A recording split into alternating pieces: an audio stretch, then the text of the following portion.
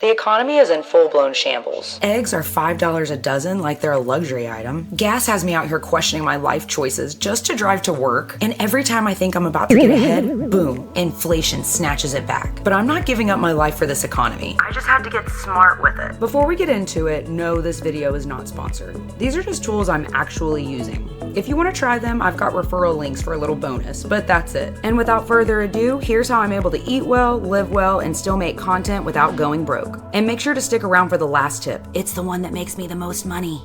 Gas prices right now, out of pocket. And if you're like me, living in a city where you have to drive everywhere, then every little bit helps.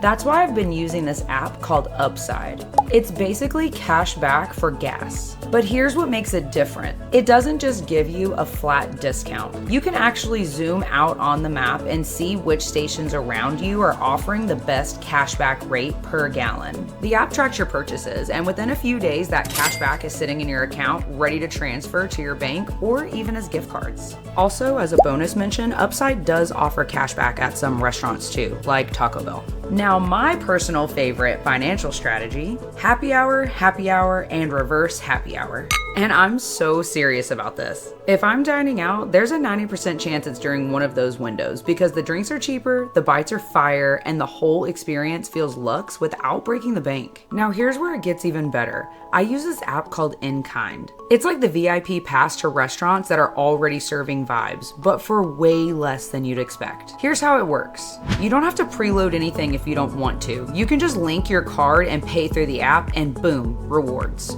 I've saved hundreds this way, and I've never had a server blink twice when I say, hey, I'm paying with the In Kind app.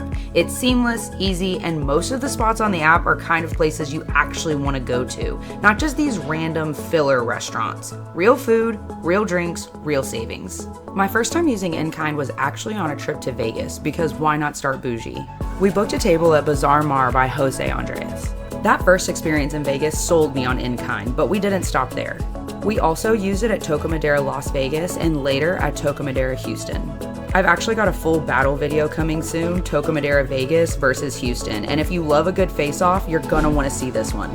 So go ahead and hit that like button and subscribe and tap the notification bell so you don't miss when it drops. And if that wasn't enough, we even used In Kind for dinner at Musifer, one of Houston's few Michelin-starred restaurants. Yes, the economy is trash, but that doesn't mean that we're skipping out on fine dining. This is how you eat good, feel good, and still keep your wallet intact. I've shown you how I save on gas and how I dine out for less, but none of that compares to what's behind this door. And this is my favorite money-saving hack of all. It's our 330 square foot studio apartment. It was basically dead space when we purchased the property a few years back. The floor plan had it labeled as a den. We only used it for extra storage space for us and our 3 dogs. But with the rent we can get from this small space, it basically pays our mortgage plus some of the bills. Let's take a tour.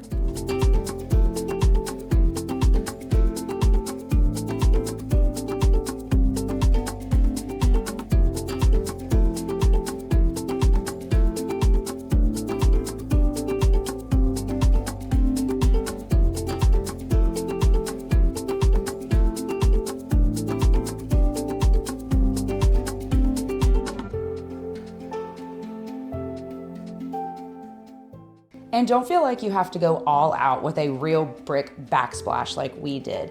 Do whatever you have at first when you're starting out. And once you start to make a little bit more money from your property, reinvest it and start making little subtle improvements over time.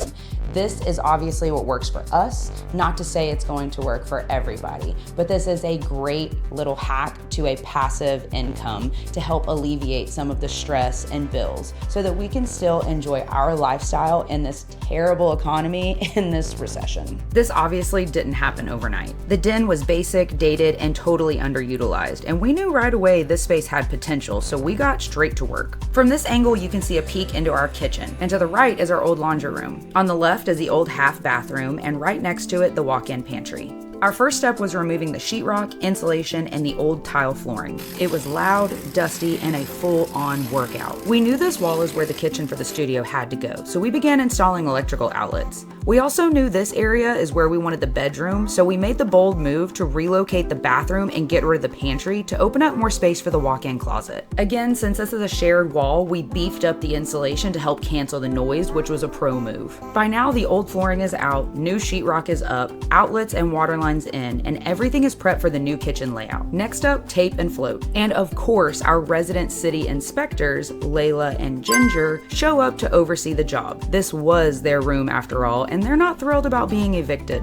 More angles, more floating, then primer hits the walls, and it's time for the vision to come alive. But not before our city inspectors make another visit. This time, Layla's joined by Austin, and he's definitely more of a stickler. Once we got the green light that our permits were up to code, we jumped right into sketching the kitchen layout, because every transformation starts with a solid design. We used a custom cabinet design tool online to play around with layouts until it just felt right. Then it was delivery day. We went with full-size everything, all of our appliances, dishwasher, fridge, stove. No minis here. Just because it's a studio doesn't mean we're sacrificing function. We were still testing the layout at this point, hence the very awkward couch placement right in the middle of everything. Next came the thin brick backsplash to not add too much weight to the house. We hired a mason to get it just right. Watching each brick go up made the kitchen finally feel real. Oh, look at her. The frosted pocket doors with the backlighting added the perfect modern touch. And yes, that tape on the floor, it's protecting our fresh LVP. This kitchen is looking crisp. This neon green laser beam is helping us level the custom walnut shelves. And these are chef's kiss. But we took it a step further with some greenery for a homey feel, under-shelf lighting, hooks for the coffee mugs, and yes, our Nespresso station.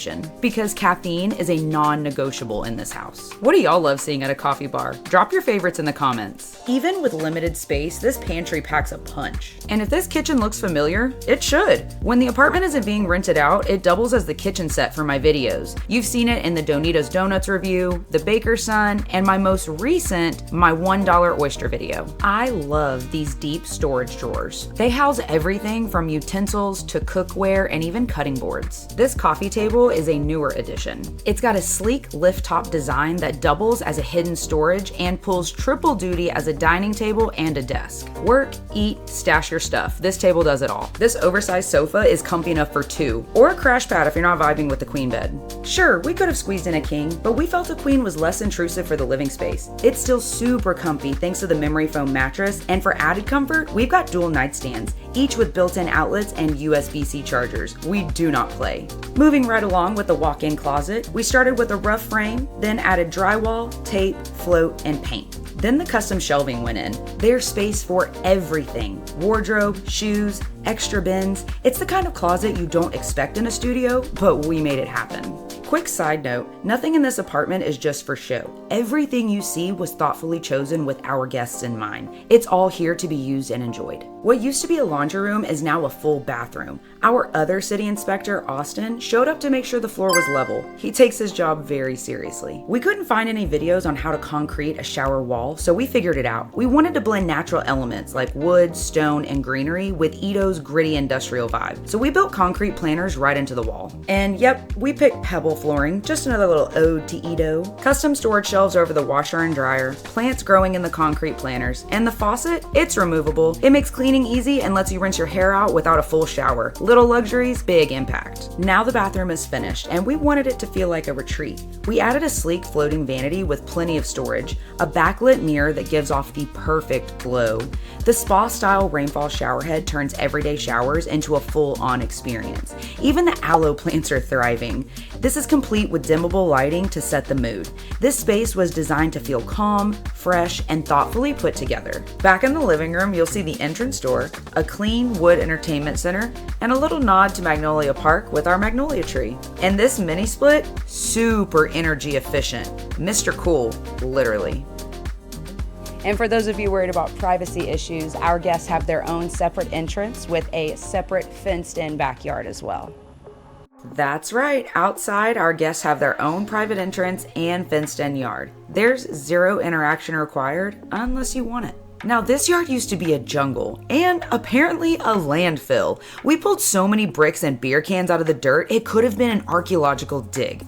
But we leveled it, fenced it, and landscaped the hell out of it. We moved the staircase to align with the front door, built handrails, and added a bistro set for morning coffee. Guests also get their own reserved parking spot in a fully gated property. And if you're wondering what it costs to keep this place running, electric, water, gas, plus cleaning between guests, it averages out to just $85 a month. Not bad, right? But look at all this space. You'd never guess it started as a den. We took trash and turned it into treasure. But when our guests walk in, our welcome video is already playing on the TV. It shows what's happening in Houston that week, bars, restaurants, events, handpicked and vetted by me. I majored in hospitality. This isn't just content, it's my life, and I take this work seriously. While this whole renovation thing was happening, I was still out exploring, finding the best happy hours, discovering pet-friendly spots, partying at Renaissance Festival, forging daggers. I was even brought on stage at a mushroom rave. Don't ask. I even hit White Linenite in the Heights, just right down the street from our other rental property.